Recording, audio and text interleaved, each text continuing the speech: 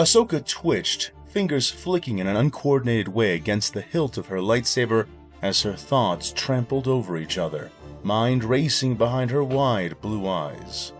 But try as she might, the young warrior simply couldn't see how she could do anything without making things worse.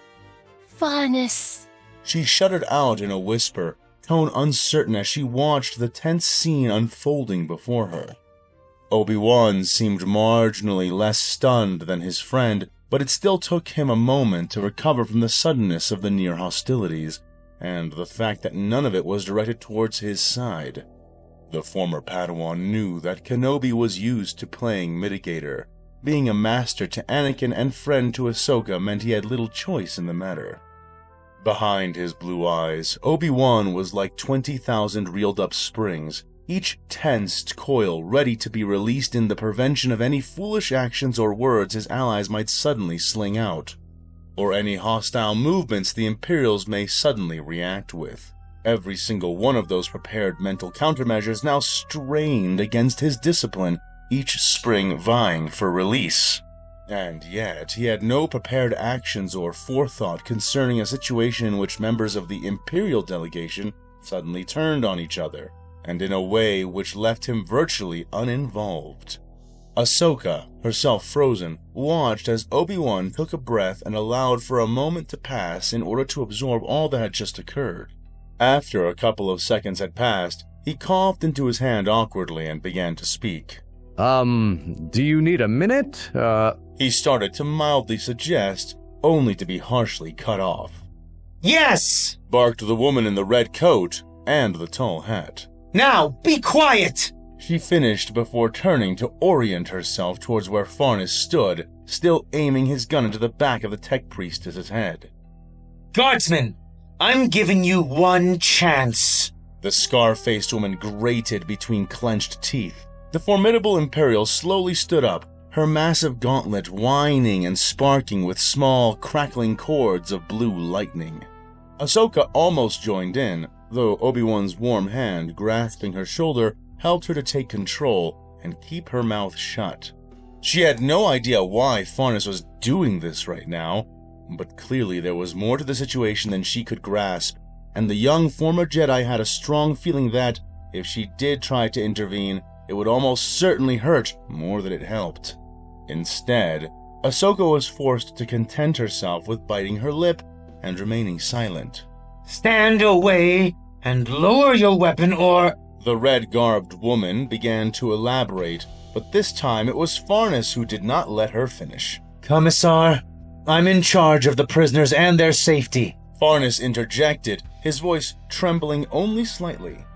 And I have reason to believe Tech Priest Aurora Sigmas may intend to harm Tech Priest Nurva Sharp, he explained, his eyes never leaving the half-machine woman before him as she worked on Nurva. The monitor screens glowed in the shrouded dusk light, revealing her life signs, each one displayed in increasingly erratic patterns across them, growing less stable the moment she had been removed from the Bacta. Nurva's unconscious body hung in the empty tank by the harness that had suspended her in the fluid. Aurora's mechadendrites holding the younger tech priest's arms out and to her sides as her senior continued her medical work. Meanwhile, the Commissar eyed Farnes dangerously, her movements slowing but never quite ceasing. There's a lot of supposition in that sentence, she growled at the guardsman, rounding the table and getting closer to where Farnes and 1313 stood. Forgive me, Commissar Leros, but for the sake of a duty I will not fail. I can't. They won't back down!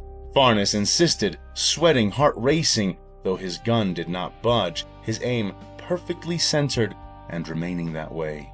The Commissar knit her brows together in one of the deepest, most menacing scowls that Ahsoka had ever seen. And indeed, It seemed she was done speaking. Striding angrily towards the trio with increasing speed, Ahsoka had no doubt that this quote-unquote Commissar would have ended Farnes's life upon arriving beside him, if another among the delegation had not acted to stop her. Lazarus stood up in a rush, slamming the table with his metal fist and drawing nearly all eyes back to him. Knew Durasteel was the right choice. Ahsoka muttered to herself, though not too loudly, as she watched the sudden stillness spill out from the act. The Saint let the silence he had wrought hang in the air for a couple of moments, his prosthetic hand retracting from the teeny dent he had created on the table's smooth surface. Farnes winced and broke his forward stare, craning his neck to glance back at Lazarus, the Commissar also halting in her steps. This, the skull-faced Saint intoned sternly, is not the time nor the place. He scolded, raising his voice, almost yelling. He looked at the guardsman and gave Farnes an almost imperceptible nod, the young man swallowing hard in response and looking forward again. Commissar Colonel, leave it be, Lazarus ordered, voice wary. The woman named Lyros spun in evident disbelief, her face stricken as she turned to look at the Saint. Holiness, he's... The Commissar began to rebut. However, Lazarus barely gave her the time she needed to start for cutting her off. He is acting in a direct capacity to ensure the safety of a very important person, Lazarus finished for her. And he has my permission to do so. Sit down. Let the work of both Private Farnes and Mago Sigmas be done, he ordered, staring down Commissar Lyros for only a couple of seconds before succeeding in drawing a grudging nod from the Commissar, who then did as instructed. The one-armed soldier, however, did not move an inch, nor did Farnes, both men holding the barrels of their respective weapons firmly against the head of the one threatening their charge. One of those charges, Aurora, was, by contrast, quite busy and very active. Her form a coordinated mass of overt movement enacted by her functioning arm and her many mechadendrites. Interfacing with Nurva's neural links, the senior tech priest's skull drones buzzing closely at hand, Aurora began to defragment Nurva's entirely overloaded memcore, buying time for herself to make other adjustments as she did. Farnes's eyes darted as time dragged on, both delegations waiting in tense silence. Sweat beaded on the guardsman's forehead as he tried to both maintain his aim and keep an eye on Nurva's vital monitors, which occasionally fluctuated and wavered in heart-seizing ways. The younger, one-armed soldier, by contrast, remained stoic, his eye still a steel, his pistol steady and ready. The minutes seemed to stretch into an eternity, Ahsoka growing more and more nervous throughout. Adrenaline was cycling through her blood, a warm, nervous energy that wanted so badly for her to act, to do something. A familiar hand touched her shoulder again, and she looked to see Obi-Wan staring back at her with a reassuring expression, though nothing she could quite call a smile. Patience, he advised, speaking softly. We can afford to wait, and we benefit from learning all we can, he reminded her. The Togrutan warrior hesitated for a moment before nodding. That was true, even if it did not feel that way to her. In Ahsoka's mind, it felt like their time was running out, as if every boom of distant lightning was the ticking of a massive timer, only mere minutes from landing on midnight. Breathing in deeply and then slowly out to calm herself, she subdued these tensions. You're right, she said back. A Jedi's first weapon is knowledge. Ahsoka further affirmed, the intonation managing to draw a small smile onto the wary and wounded features of her former master's master. Seeing that, she reminded herself that despite what she may feel, the former Jedi knew that Master Kenobi was right. Had to be right. Patience was the key here, and she would not fail for lack of it, no matter what her gut was telling her. Taking another cue from Obi-Wan, she focused more on learning what she could from all of this. At first, she had wondered why so many Imperials had come, but now the truth was slowly revealing itself to all three Force wielders. This Imperium was not as united as it liked to put forward, and if at least half of the people attending were representatives, then that would mean their government was no single authority, but rather composed of different power blocks which all had checks on each other, enough to warrant equal representation. And, from the display Farnes had been putting on, these different power blocks were at least distrustful of each other, if not direct contenders with one another. And in that, the former Padawan found a line of attack, metaphorically speaking. If her first weapon was going to be knowledge, then she would need more of it. Clearing her throat, she raised her voice and began to speak. While we wait, Ahsoka began to suggest, firming her jaw and her resolve, keeping her voice steady. The eyes at the table turned towards her almost at once, most of them hardening hatefully at the sight of her appearance. we should introduce ourselves and who we represent. The young woman advised the delegation. Obi-Wan grinned subtly and nodded his head. That will also allow for us to verify that we have no extra attendances at this meeting. He added, not missing a beat. I agree. We may as well begin these formalities while other matters are concluded. Said Jocasta knew, with a deep nod of her wizened head. The Imperial delegation was silent, looking inward towards the large man and the saint at their center. The black-eyed giant nodded towards the masked leader of the delegation, evidently passing the decision to him fully. Lazarus paused, eyes empty yet focused behind the eye sockets of his glittering skull mask. After a couple of airless moments, he lifted his gaze and nodded, the motion alone making Ahsoka flinch slightly, feeling that strange, repulsing presence wave up and down across her as he did. Very well. You complied with us by handing Nurva Sharp over. Whether she lives or dies, I do intend to go forward with these talks, if for no other reason than to secure the safety of the others. The skull-faced saint admitted, standing as he did, pushing off of the table to help raise himself. As I already stated, I am Saint Lazarus, and in this delegation I am representing the faith of the God Emperor. He began to explain, though the final words seemed to catch in his throat somewhat. As living saint of the ecclesiarchy. He finished, ending with a resoluteness that he clearly needed to summon up. Ahsoka wondered where his hesitation had come from. He was not an old man, still relatively young, but the obvious senior of the one-armed soldier and Farnes. Was he an imposter? A stand-in? Or perhaps he was still adjusting to his position, which of course would imply that he was new to it. Beside me is Sister Leandro Ordain, my advisor and protector. Lazarus went on, gesturing towards the armored woman who stood just behind him and to his side. She said nothing, only offering a half nod to the Jedi across from her. The woman's dark eyes glittered ever so slightly, with what almost seemed to be gold flecks floating within her irises. Those same eyes locked with Obi-Wan's in a very distinct way, and Ahsoka could feel something pass between that stare they shared. Ah, yes. We've met. Obi-Wan stated a little stiffly, affecting a wince as he did. I take it then that you are the two religious figures among your contingent? The Jedi followed up, peeling his eyes away from Leandra's stare, and almost wincing as he redirected them towards the even more scalding, masked glare of Saint Lazarus. No, was the man's quick answer as he gestured towards the Bacta-tank to where the droidified woman kneeled attending to Nurva. The tech priestess did not respond right away as eyes turned towards her, busy with the task at hand. But a servo skull soon lowered between them, near the center of the table, and began to speak in her voice even as she continued her medical ministrations.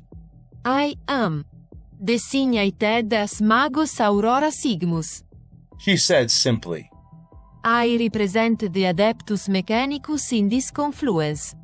We are the faithful of the Omnissiah, the keepers of the uncompromised truth, the hunters of the sacred knowledge, and the enactors of the will of the machine god.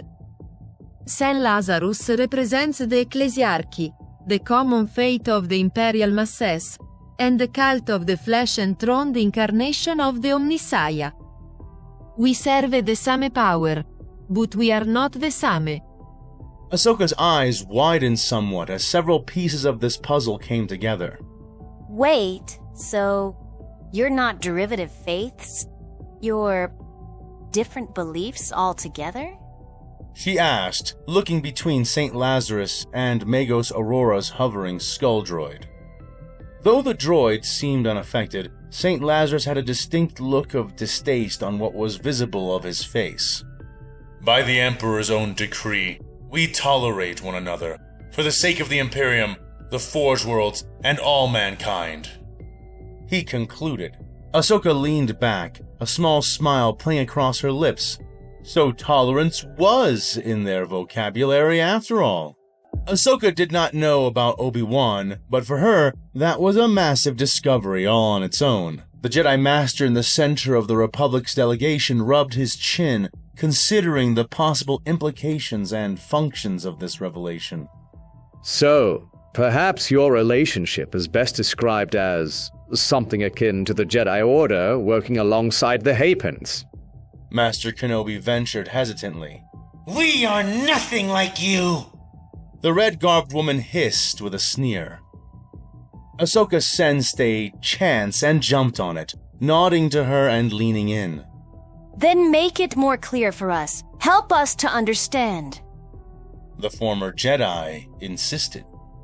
She received an acidic, scar-faced sneer from the Imperial woman in response. Your ignorance is not an enemy I am charged with destroying, was the tense response Ahsoka got back. The young warrior grit her teeth, crossing her arms and leaning back and away in her chair. Oh, well, that's helpful, she said with a roll of her eyes. I'll be glad to be as unhelpful as I possibly can when it comes to witches, heretics, and Xenos. The Commissar shot back, taking obvious satisfaction in any frustration she could cause. Abhuman, Ahsoka corrected coldly. Or so you say. The relentless Imperial countered with a dismissive wave of her hand. The Togruta scowled, brows scrunched together tightly. And who even are you, anyway? She asked, indicating towards the woman with an exasperated gesture, bending forward in challenge. Who do you even represent? You're talking a whole lot to just be a bodyguard. Ahsoka snapped. Lyros stood to her full height, scowling as she loomed over the seated younger woman. Ahsoka had faced Mandalorians and other warriors before, and she knew well how to keep her cool even in the face of such a glower, even if doing so was less than easy. Yet, the eyes within the Imperial's scarred face bored into her like two pressurized drills. There is no way she doesn't practice that stare in the mirror, Ahsoka thought to herself as she withstood the withering glare. I am Commissar Colonel Jane Lyros, and I am here to stand for the Astra Militarum. The fearsome woman answered through clenched teeth. Astra Militarum? Obi-Wan asked, trying to cut in. We are the soldiers of the Imperium, the first defense of our Emperor, and often the only defense that is needed. Upon 1 billion worlds, we stomp flat the vermin who threaten our Lord's dominion. She intoned, her voice deep as she held her head high, her back straight, her eyes still locked onto Ahsoka's. More like whoever threatens your ego from the looks of it. Ahsoka thought to herself, though wisely voicing none of what she thought. And yet, more of it must have shown on her face than she had anticipated, as Lyros' scowl deepened, her eyes carving deeply into Ahsoka's own. Ah, so you are my counterpart. Obi-Wan began to say again, trying to draw attention away from Ahsoka and back to himself. It did not work. And by what right, by what perverse flaw of sanity does a heretical Xenos witchling sit before us? The Commissar spat, pointing a massive metal finger at the former Jedi. What could it possibly represent? She demanded to know. Ahsoka felt her face flush, heat filling her cheeks and chest. She rose, both hands on the table, her sudden movement causing Obi-Wan to flinch, a hand raising to rest on Ahsoka's shoulder placatingly. But she would not be calmed, not cowed in the face of this genocidal, racist madwoman. My name is Ahsoka Tano, She snapped back at the red-uniformed delegate. and I am here representing the people of the Republic, the aliens and the humans. She declared, several eyes of the Imperial delegation growing wider at the proclamation. I am here to speak for any who are beneath the protection of the Grand Army of the Republic or the Jedi Order, and yet who are not part of either. The lives who give meaning to everything around us, and the people your military is brutalizing. That's who I represent. The Togruta almost yelled in her face. And again, I'm an Avhuman, not a Xenos. She hastily added, remembering well the importance of the distinction, especially if she wanted these negotiations to mean anything. Lies! Lyros hissed right back. Ahsoka blanched. Lies. She echoed, stunned. Which part? The young warrior demanded to know, face reddening, unused to being so openly accused of dishonesty. The very act sending subconscious shocks back to the only other time in her history such a thing had happened. All of it! Whatever would serve you best, witch! The Commissar continued, leaning forward more, almost frothing at the mouth. Nothing any of you say can be trusted! Lyros insisted, glaring around the table at the other two Jedi. Least of all you! How do we even know you are actually Ahsoka Tano, the same one who sent the message? The iron-armed Imperial railed, face flushed, pupils narrowed to pinpricks. Ahsoka raised her bandaged hand into Lyros's face, the Commissar seeming like she might bite into the proffered palm of the former Jedi Padawan in response. Want to test my blood now? The Togruta asked, voice thick with mockery. Won't be satisfied until you've spilt more of it? Ahsoka shouted, gritting her teeth when she was done, a fierce scowl covering her painted features. One the woman across from her reflected back like a cruel mirror. That Deep voice said. will not be necessary. Finished. Ahsoka was surprised, then, when it was the Imperial Commissar who broke eye contact first. Drawing away from their standoff to look over at the man who had spoken. Ahsoka followed her gaze, stiffening her muscles to keep herself from cringing as her eyes met the cold black cores within the eyes of the new speaker. Hello again, Ahsoka Tano. Said Samael, now standing and gesturing with a dismissive wave for the Commissar to take her seat.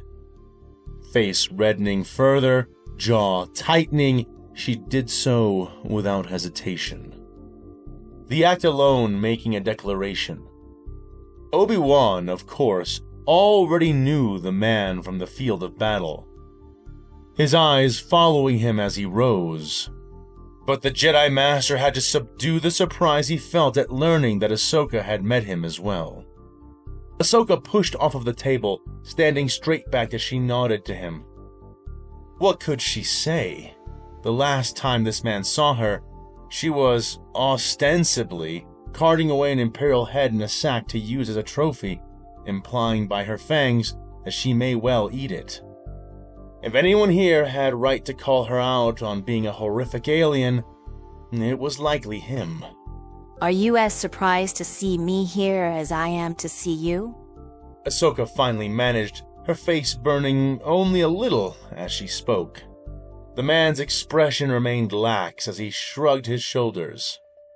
Nah. The massive man said, shaking his head and grinning, though only slightly. Saw you back there with that servo skull, the one in the sack. Then heard your name again when St. Lazarus pitched the formation of our little delegation. After that, I knew I'd find you here. I have an eye for talent and for trouble. None of it slides by me. Samael explained, crossing his arms. Ahsoka blinked, her expression melting into one of relief. Saw through that, did you? Again, the large man shrugged his enormous shoulders. Lack of blood on the sack, obvious sensor protrusions, sway that could only come from an active suspensor thruster. And besides, you're a Jedi. Even if you did take trophies or eat human heads, the common reputation of the Jedi would more or less prohibit you from doing so openly. Combine that with my assumed identity and the company I was keeping, and it was easy enough to put together the basics. He nodded his head, eyeing her appraisingly. Most would have relied on their implied authority or threats of a thorough lightsabering to keep their cargo safe. Your willingness to employ less direct methods, combined with the work it would have taken for you to assemble this little meeting, well, let's just say that it speaks to the presence of those traits I noticed earlier. Ahsoka smiled then, crossing her arms and tilting her head. Talent? Or a talent for trouble? She asked back. Yes, Was his easy answer. A wider smile spread across Ahsoka's face, and she did little to constrain it, particularly when she noticed the state of the Astra Militarum representative. Lyros looked like a woman whose head might explode, the lack of evident hostility that the big man was treating Ahsoka with being an intolerable display for the staunch Imperial. Yet, something kept her from interfering, from even voicing a word of disdain. Even when she had begun to do so in the face of St. Lazarus. That did not slip Ahsoka's notice, nor Obi-Wan's or Jocasta's. Although the delegation presented St. Lazarus as their de facto leader, it was becoming clearer and clearer to the Jedi present that this was only the case because this man, who had introduced himself as Samael hours ago, allowed it. His physical presence was the most imposing, and even more than that, when he spoke, all others withdrew and waited. So, which of those two do you see with me, Samael? If that's really your name, I mean. Ahsoka asked, eyes narrowing. Like I said, a fair bit of both. He sighed, scratching the back of his head. And yes, that is indeed my name. I am Inquisitor Samael Weiler of the Zektek Inquisitorial Triumvirate. And as my titles suggest, I am here representing the Emperor's Inquisition in these matters. The large man explained, placing a hand to his chest and giving a shallow bow to those assembled. And I'm... The slender woman standing behind him began to say, Hecate. She is acting as my bodyguard in these proceedings. Samael interjected, holding his hand out to the side, a gesture which caused the cheerful Imperial to come up short on her sentence. Aw, Sam, but I wanna... She began to go on, but Samael was already speaking, moving the conversation along. And who, if I may ask, are you? He queried, gesturing towards the aged, regal figure of Jocasta Nu with one of his large hands. The elderly woman sighed very softly, closing her eyes and rising from her seat with a fluid grace which, while simple, spoke of impressive control to all who could appreciate it. She opened her pale, gray-blue eyes and spoke with an instructor's cadence. I am Jedi Master Jocasta Nu. she said, spreading her hands and bending her knees to perform a slight curtsy. I am present to represent the Jedi Order itself. The old master elucidated to the Imperials present. The saint leaned forward then, a slight ripple moving through Jocasta's composure as his focus landed squarely upon her. Does the Jedi Order not control the Republic? Are you not lords of these worlds and armies of false men? Lazarus asked, gesturing as he did to the area around them and to the clone guards. Ahsoka could almost feel Rex tensing up, muscles tightening within the pale confines of his armor in order to stop himself from responding, though externally he showed very little. No. Jocasta said, speaking the word in smooth, perfect High Gothic. We are the defenders of the Republic, not its rulers. We are tasked with commanding the clone armies in order to return order to the galaxy. The elderly woman laid out, explaining enough while being concise. Ahsoka knew that the librarian was trying her best to be truthful, while not exposing too much information to the Imperials. After all, everything the imps may want to know could become a chip on the bargaining table, and giving them away for free was not in the Republic's nor the Jedi's best interest. The young warrior made a note to remember that and to try to guard her speech as closely as Master Nu was managing to. Hold! The Commissar interjected. If the Jedi are not the leaders of the Republic, then who on Holy Terra is? Lyros demanded, leaning forward as she did. The Republic Senate. Obi-Wan answered smoothly. Our member worlds elect or otherwise decide upon a representative, who is then sent to the Galactic Senate. There, senators vote on motions that control the policies and actions of the Greater Republic. The Jedi Master explained. And how do the Jedi fit into this? Why am I speaking to you and not to one of these senators? Saint Lazarus asked. The Jedi Order predates the Galactic Republic. Jocasta Nu began to lay out. Our organization is dedicated to peacekeeping, the enforcement of justice, and the pursuit of knowledge. When the Galactic Republic rose, it was observed that their system of governance resulted in the least amount of tyranny, abuse, and violence. So it was decided that we would support the Republic and safeguard its institutions for the betterment of the greater galaxy. The elderly master went on. Lyros cocked her head and spat down into her side. Your Republic sounds more and more like members of the Tau degeneracy every moment that I am made to tolerate your words. The Commissar almost growled.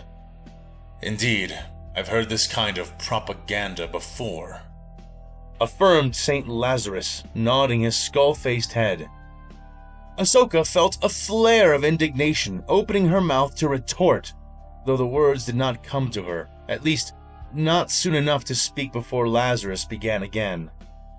Who are your species rulers, the dominant life forms of your republic? He pressed. The Togruta shook her head in his direction, taking her seat as she made to answer him, all others who still stood aping her shortly after. We don't have a dominant species in the Republic. She began to explain. The Galactic Constitution guarantees equality among all sentient species. Humans, Twi'leks, even Hutts are all held to be equal in the Republic. We're judged by our deeds, not our parentage. Ahsoka explained, feeling a twinge of frustration at the almost blank stares Lyros and Lazarus gave back to her. That's not logical. Magos Aurora's skull intoned. Logical? Saint Lazarus said, sarcasm thick in his voice as he leaned back in his chair and crossed his arms. That's anarchy! Chaos! He concluded. It's not! Ahsoka contended. Then what species controls your republic? Lee Ross demanded, slamming her fist down into the now well-dented table. Stop protecting them! She railed. I'm not! Ahsoka snapped. We really don't have any such thing as... She began to insist before another, deeper voice cut her off.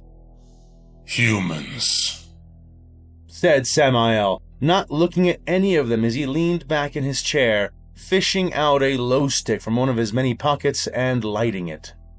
Excuse me? Obi-Wan asked shortly after, killing the brief pause that followed the word. The Republic is ruled by humans. They are the dominant species. We are the dominant species. The large Inquisitor stated, drawing on his now lit cigarette and then breathing out a large cloud of smoke up into the above-stationed repulsor canopy. As he watched the effect of the smoke on the repulsor field with interest, Lazarus and Lee Ross almost gawked, clearly expecting that answer least of all. I'm afraid you are mistaken, Obi-Wan said towards Samael. While it may be true that Jocasta and myself are human, we do not represent any sort of racial... He tried to explain, but Samael did not let him finish. The Senate has more humans in it than any other single alien species. Your current Supreme Chancellor is human. The man I fought before, General Windu, is the highest-ranking Jedi commander I've found so far, and he is human. 64% of surveyed occupied worlds are considered to be owned by human-dominated cultures. And the homeworld of the Republic, the hosting place of the Galactic Senate, is Coruscant, a planet that is largely regarded as being the homeworld of humanity. The large man rumbled, cutting through Obi-Wan's denial.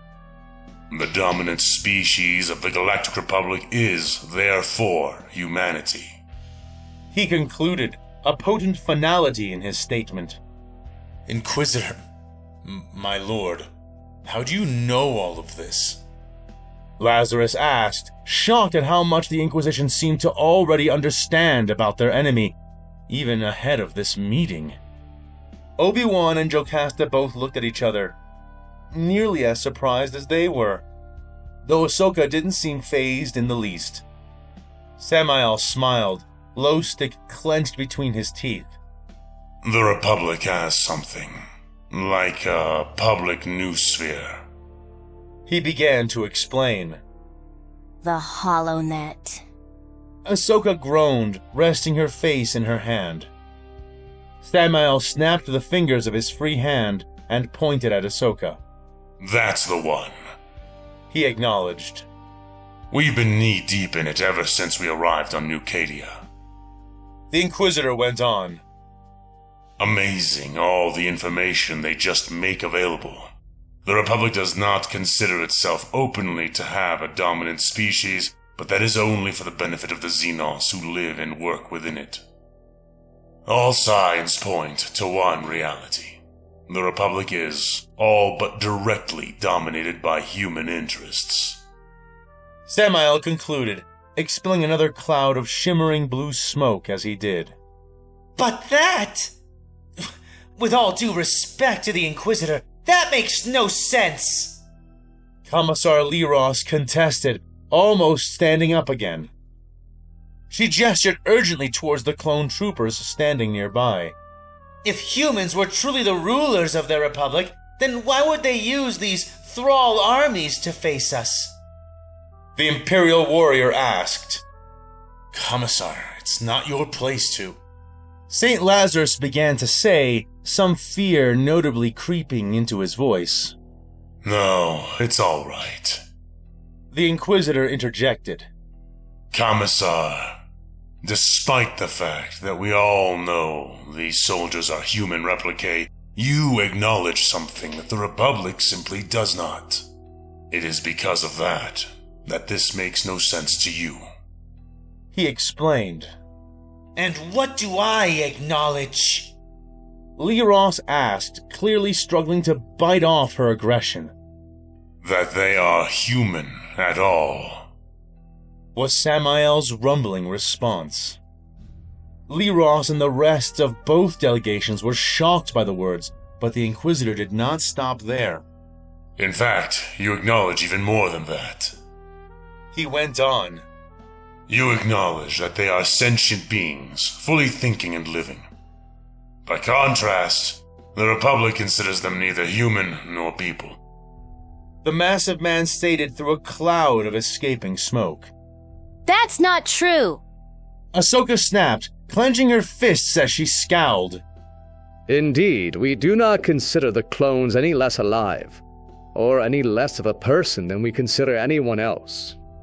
Obi-Wan stated, backing Ahsoka up as Jocasta nodded. The Jedi Code does not exclude the lives of the clones. They are noble warriors, and we fight alongside them because we trust them with our lives. They are comrades, allies, and above all, our friends. The elderly Force wielder explained. "Perhaps that is true, for the Jedi Order," Samael said, shrugging as he did, still leaning back in his chair. "but that is not the case for the wider Republic." He finished, drawing on his glow stick as he did. That is not true either. Obi-Wan retorted, to which Samael scoffed, reaching into his long coat and smoothly withdrawing a civilian datapad. With an errant flick of his wrist, he sent the pad precisely skidding across the table, where it came to rest right before Kenobi. "Go ahead, and find me a single piece of legislation that guarantees anything for the Replicate." The Inquisitor challenged. Ahsoka felt her mouth go dry. She did not know if that datapad could actually connect to anything, given the present state of their surroundings, but more importantly, the former Padawan was keenly aware that it would not matter. Whether Obi-Wan could or could not access the HoloNet, he would not find anything to answer the Imperial's challenge with. She knew because she had looked after departing the Jedi Order and becoming quite dependent on the HoloNet for news and information. Ahsoka was well aware of the fact that the Republic had completely failed to make any preemptive legislation which would protect, provide, or even account for the clones once the war was won. Despite what was said on the Galactic Constitution, the clones were seemingly exempt from the definition of sentient creature, as Samael had said. Ahsoka had no idea how Obi-Wan would answer the Inquisitor's challenge, and was almost relieved a moment later when he did not have to. Before the silence could stretch too long, a mechanical, accented voice spoke up between them. It is done. The tech priest announced abruptly. Aurora finally straightened up, Nurva's vital signs stabilizing. A gasp escaped Farnes as he watched the monitor readings become consistent, the elder tech priest's mechadendrites retracting from Nurva's body. The young soldier paired the act with one of his own, lowering his weapon as he finally freed his eyes to look to his side, at the gun barrel aimed into his head. 1313 held his position for a moment longer before lowering his pistol slowly, doing so without any obvious sign of relief or affect. Ahsoka released a heavy breath, almost as heavy as Farnes's, though her relief was tempered as she sensed that this tense scene might be resumed very soon. Nurva's tank was rolled to the side, the labor performed by some clones before Farnes took over, now standing next to the tank. Well, that was somewhat dramatic, Obi-Wan said as the tech priest took her seat once more. "And now that that is over," Samael added, leaning forward and steepling his fingers, "let us cut to the chase and begin these negotiations."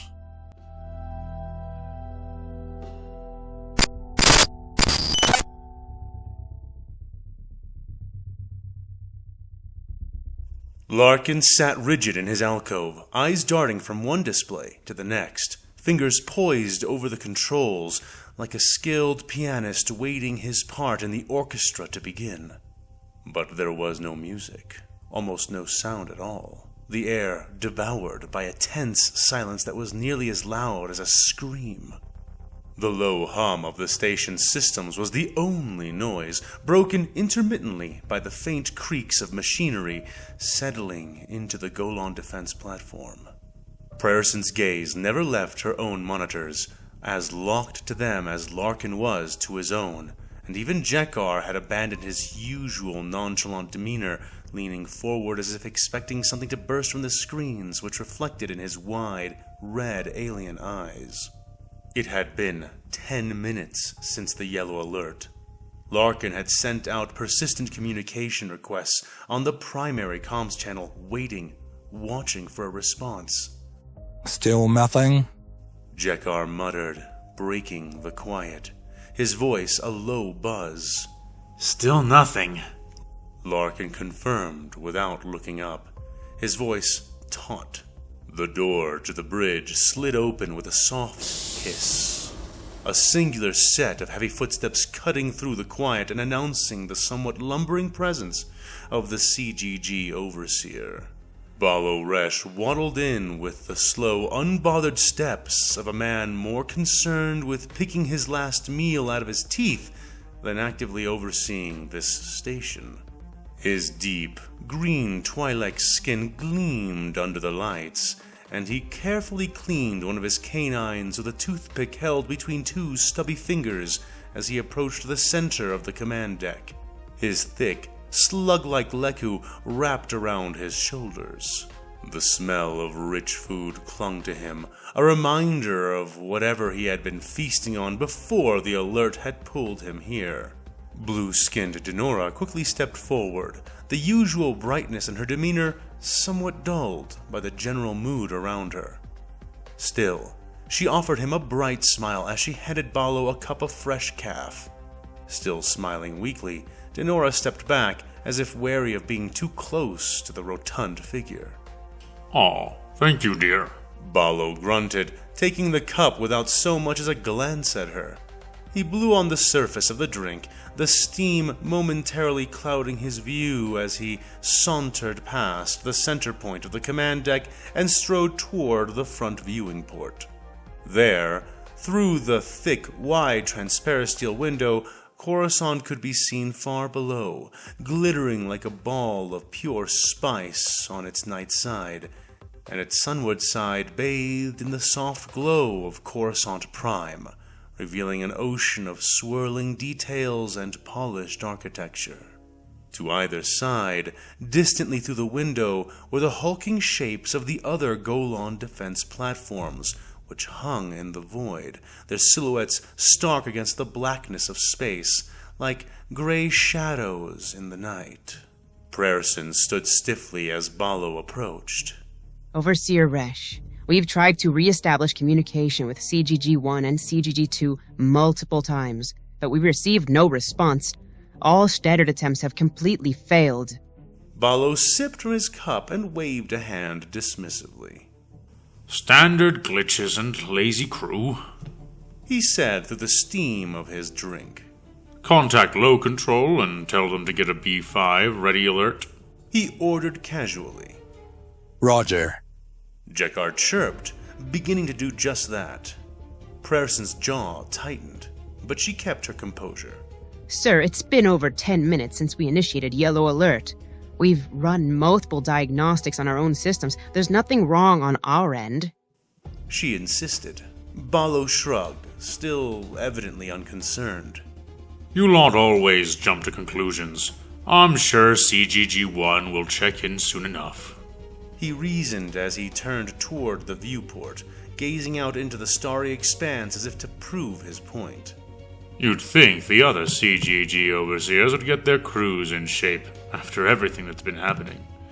Probably scrambling to find some of that embezzled maintenance fund," he lamented, but as he spoke, Balo's words faltered. His brow furrowed, eyes narrowing at something beyond the glass. He took another sip of caf, slower this time, his easy smirk vanishing as his gaze locked on to the distant shapes of CGG1 and CGG2. Larkin, who was looking up and watching the exchange from his alcove, noticed the change in Resh's expression and exchanged a quick glance with Jekar, who was looking over at him even as he spoke into his headset, still communicating with low command. Balo stepped closer to the viewport, squinting slightly. His free hand dropped from his chin, fingers twitching. Everyone's focus honed in on him, every single mind in the room noticing his pause. "What in the blazes?" he muttered under his breath, almost too slowly to hear. Prayerson followed Balo's gaze, her eyes scanning the distant platforms. To the untrained eye, everything seemed normal, just the vastness of space and the glint of distant lights reflecting off of the structures. Then her eyes widened as she finally spotted what had caught the Overseer's eyes. Or rather, she had failed to spot what should be there, just like he had. Balo snapped back into motion, his posture straightening with surprising urgency. "Larkin!" His voice was sharp now, all traces of the lazy, dismissive tone gone. "Open a top priority communication channel with CGG1. Use the old laser link system," he ordered. "Copy that," Larkin said. Larkin's hands flew across the console, powering up the antiquated but reliable direct laser communication link. Outside, on the hull of the ship, a panel slid open and a focused laser emitter emerged, spinning on a turret and carefully orienting itself towards the distant, floating shape of CGG1. Once locked on, the emitter began to fire quick bursts of light, targeting an old reflective receiver on the surface of the other platform.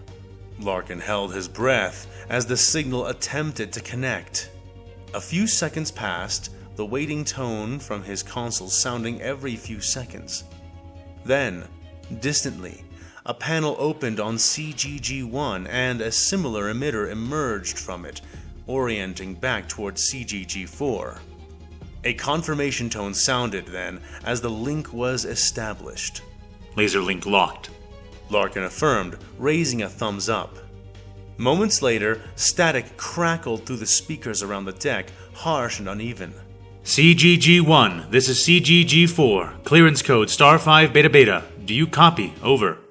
Larkin said, speaking into his headset, though all could hear him through the speakers. Nothing but static. Larkin frowned and tried again.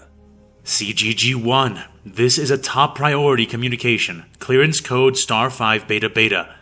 The Overseer of CGG4 is present on the command deck right now. This communication is by his direct order.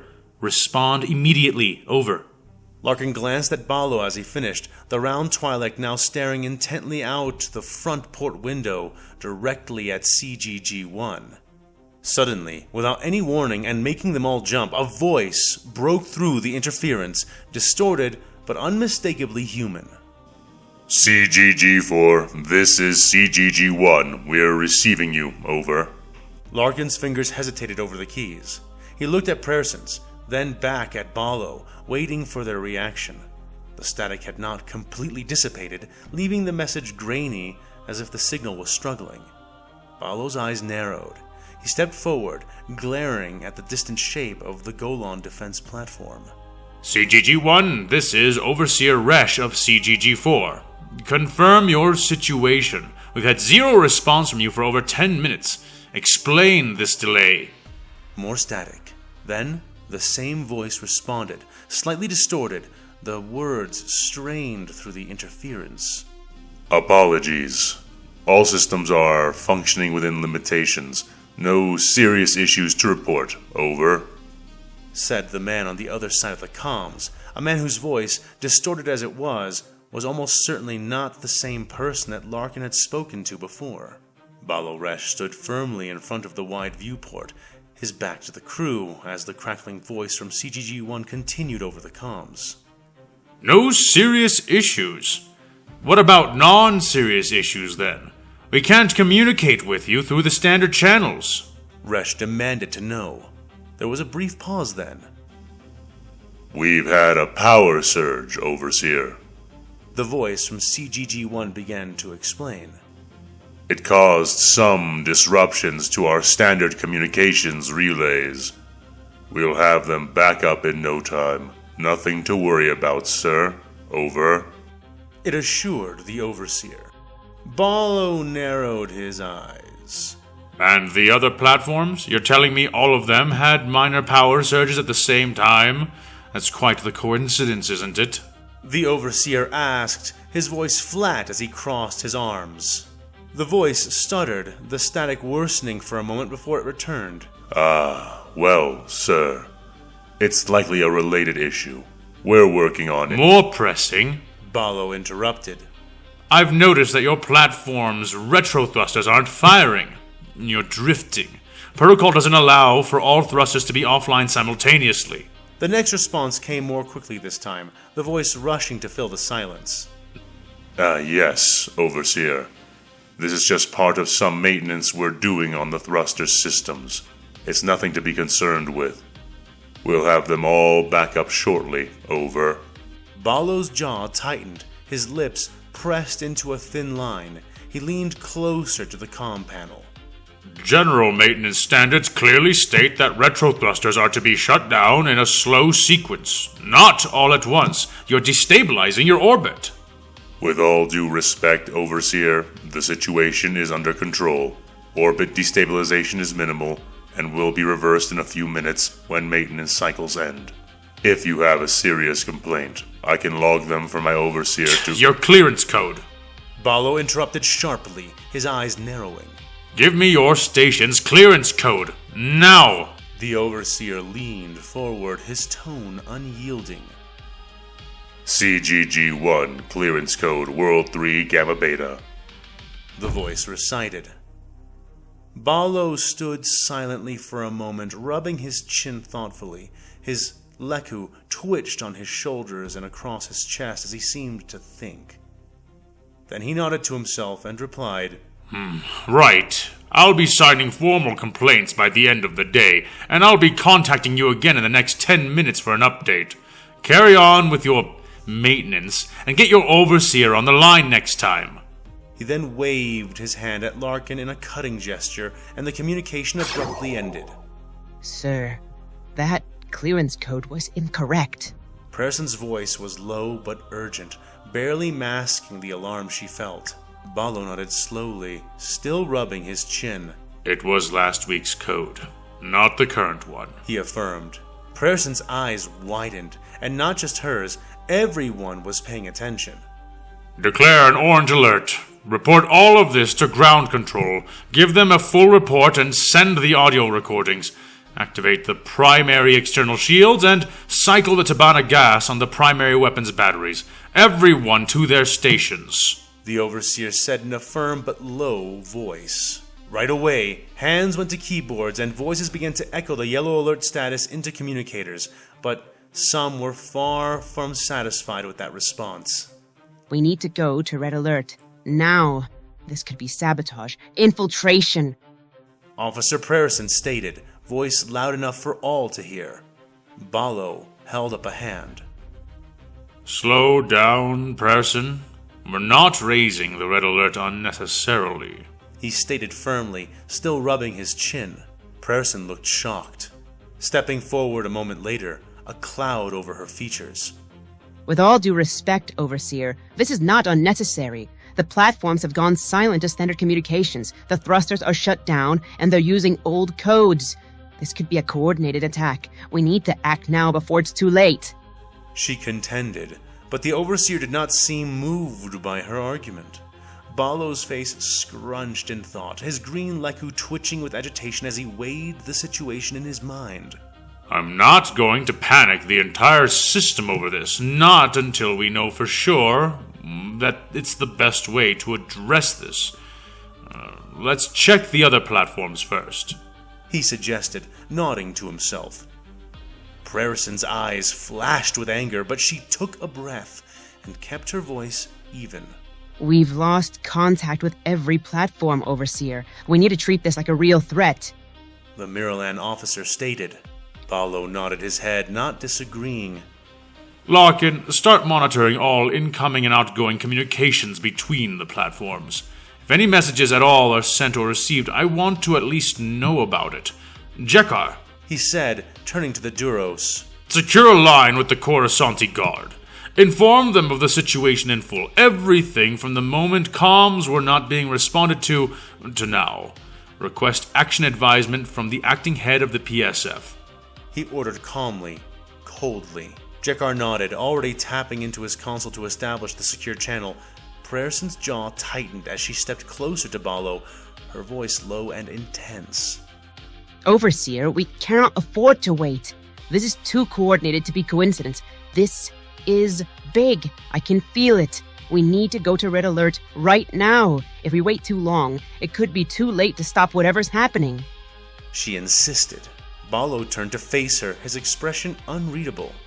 Prayerson, I respect your concern, but I'm not raising a Red Alert based on what we have so far. I'll check with the other platforms. If we find they are also reporting strangely, then we'll escalate this ourselves. He explained to her. Prayerson blinked, suddenly realizing something.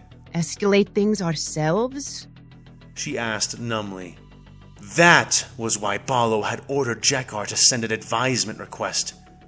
Ballo understood how serious this was, but he didn't want to be the one responsible for a Red Alert. He was trying to cover his ass when their whole job was to protect the planet. Her voice sharpened urgently as she pressed on. Sir, the CGGs are Coruscant's primary defense now that most of the fleet is gone. If we don't act now, we'll be leaving ourselves wide open. Ballo turned to face her, his expression tight with restrained impatience, his look alone cutting her off. That's exactly why we can't afford to raise the alarm prematurely. If we trigger a Red Alert without fully understanding what's happening, we'll be causing unnecessary panic to the people. He reasoned, voice tight before turning away, issuing more orders. Somebody get in contact with the Admiral of the Corellian PDF and request some ship assistance. The Overseer continued. Prayerson's jaw clenched, but she followed behind him, her sense of urgency unrelenting. Overseer Resh was making a big mistake, and she couldn't just let it slide. Sir, I'm trying to see the wisdom in your words, but that is absurd. Panicking civilians is a secondary concern at best. The real threat is... She contended fiercely, right on his heels. Ballo rounded on her, his temper flaring. Do you know what happens when we call a Red Alert? He asked, his voice normally calm and at least mildly dismissive, now cold and hard. Prayerson blinked at the sudden aggression and question, but nodded her head. It triggers Protocol 9 and signals for the primary shields to... She started to say, but Ballo interrupted. The red signal lights go active, he said, causing Prayerson to knit her brows together in obvious confusion, but Ballo went on. Visible to every other platform, satellite in orbit, and planetside telescope. And there are 6 separate holonet services that do nothing but watch the Golan defense platforms. He stated harshly, as if the problem should be obvious. Ballo took a step closer to her, his eyes boring into hers. Coruscant will know within minutes that a Red Alert has been triggered in orbit. Over 1 trillion people live down there right now. How many do you think will lose their minds, start rioting, rushing to shelters, fleeing on ships the second they think that Coruscant is under attack? Millions could die in the bedlam before we even figure out what's going on up here. He snapped. Prayerson opened her mouth to respond, but Ballo didn't give her the chance. He raised a hand, silencing her, his tone final. I'm not calling a Red Alert unless we are certain of what we are dealing with. We will handle this here in orbit without dragging 1 trillion civilians into it, unless the Office of the Chief of Security itself orders it, or something like a fleet actually shows up. Do I make myself clear? The silence that followed was heavy, Prayerson's shoulders visibly stiffening as she bit back her frustration. Her eyes narrowed, but she gave a curt nod, turning back and walking to her station. her fingers flying across the controls as she monitored the situation, chewing on her frustrations. Overseer! Larkin called out. Rapid exchange of transmissions detected from CGG-3. 2 incoming messages have been intercepted. 3 outgoing messages have been detected. He reported, twisting back in his chair, one hand on his headset. What do the messages say? The large Twi'lek man asked. Unclear. We intercepted them, but they're coded. I can't make any sense of anything I'm hearing. Larkin stated, squinting as he listened to the jumbled, encoded message play in his ear. Right. Larkin. Balo started, his voice regaining its typical calm confidence, though there was still an edge of tension. Open a high-security priority channel with CGG-3. Let's see what we can dig up about those messages. Larkin nodded and began tapping on his console, setting up the communication link. The seconds dragged as he waited for the connection to establish, the static crackling softly over the speakers. Before the link could connect, one of the command crews sitting at a nearby station suddenly called out, his voice breaking the tense quiet. "Sir, that cluster of SA-9s we were monitoring, they've just exploded!" Prayerson's head shot up, eyes wide, but before anyone could react, the crewman who made the report corrected himself, his voice shaking, trembling in his throat. "No, they haven't exploded. Correction, they didn't explode," the man reported, making Balo scowl.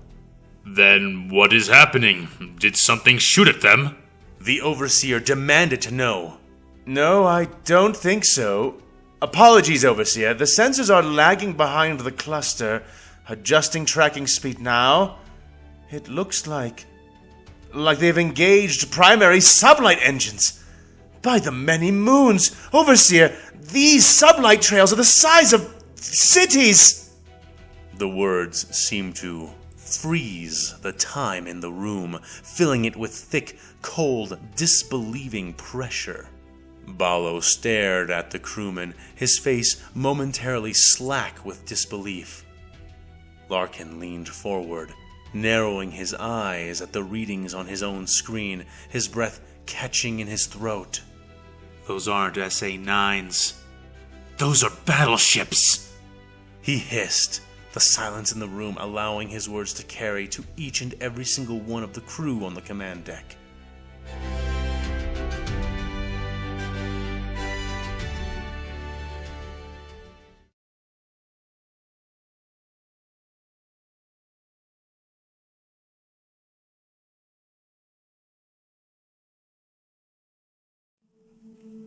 Hey there, everybody. It's a fan with too much time. Thank you for listening to this latest episode. And as always, there are more to come. Though there will be a few changes, which is why I've stuck around at the end here to give you a little update. So, I can continue my series from what I can tell, but there will just need to be a couple of changes concerning the presentation and whatnot. And essentially, I'm going to be focusing much more on the audio aspects of the series. And those I might have to slim down a little bit too, but as an audiobook, I believe that I can continue safely. So I also wanted to talk about the refocus of my priorities.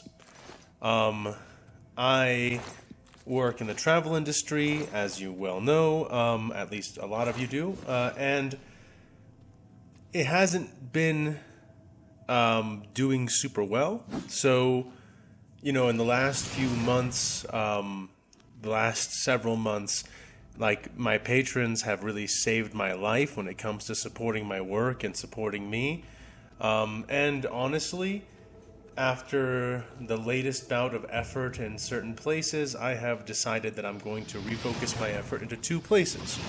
The first place is into this series, because like I said, my Patreons have literally saved my ass.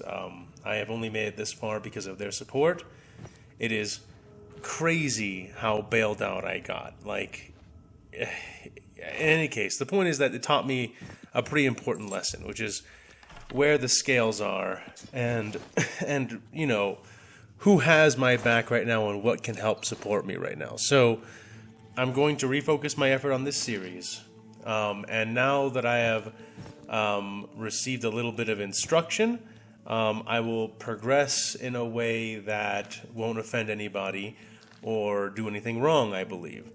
But with that said, the second place that I'm going to be focusing my effort is with a couple of you would already know this, but I occasionally run paid D&D games where I play as the game master and several players attend, pay a fee, and we play generally a pretty lengthy campaign, getting up to some pretty high levels depending on what system we play. Currently, I have created a Elden Ring campaign for the Fate Core system, a Bronze Age adventure campaign for the D&D 5e system, and I have a couple other things cooking in the pot. I will soon announce these and announce times when these would be played. These, of course, would be, for all intents and purposes, they're private sessions. You and about 4 other players will be playing together, and I will not be recording it or broadcasting it on YouTube, but it will be me playing as your game master. And if you're impressed with my writing and you enjoy my storytelling as an author, I think you will also be very happy to find the services I can provide as a professional game master. And I'll announce those as they sort of become available. And anyone who joins up with those, you would not only get to play in a very fun game where you probably get to meet several like-minded people, but also you would help support me and my continuing work. So these are the places where my focus is going to go.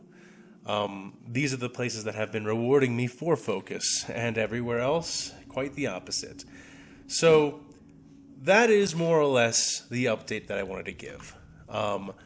I do believe that there will be some pretty good times for the channel going forward now that I'm sort of giving up one front to focus on another. Many of you have probably noticed, the very huge slowdown in my ability to put out videos. And aside from more recent things, this is mostly caused from just really trying to work hard in an arena that is not really rewarding hard work. So, let's just leave it at that. So, I will see you guys in the future with more content. Oh yes, and one more thing. I will also be releasing a few more original works as I focus my mind into this. I will be off of YouTube much more than I normally am as I sort of try to recoup my brain and writing performance. And speaking of my writing performance, this is actually a thing that's a little bit difficult to get into, but part of what has kind of slowed me down, in addition to just, treading water, is that I haven't really been enjoying my own writing for a little bit now. I feel personally that my quality has sort of begun to slip in certain places and in certain aspects of my writing. And that is part of the reason why the refocusing is going to work, or rather why I'm going to make it work, because I want to love the writing again, and I want to be, not necessarily impressed with my own writing, but I want to feel like I'm still progressing. And, having all these puppies in my house and various dramas that have occurred in my personal life in between all of that, and, hospital things, and it's just been a whole deal for the past, 2 years, basically. And now it's finally starting to... Well, On certain fronts, it's slowing down. On other fronts, it's heating up. But I'm now going to be more strategic about where I focus. And one of the big points of focus, which is why I'm speaking to you right now, is going to be the general quality of my writing. I really want to try to elevate it again. Because of that, I can't promise that the videos will come flying out because I'm not going to be sitting there industrially producing them. But I am going to be focusing much more on them. Far more of my time every day will go into them. And I will once more, have that time allocated and be focusing on not just writing them and getting the plot out, which I know pretty well in my head, but also, making it more enjoyable to read if I at all can. And with all of that said, thank you all for staying with me this long, and I will see you all next time.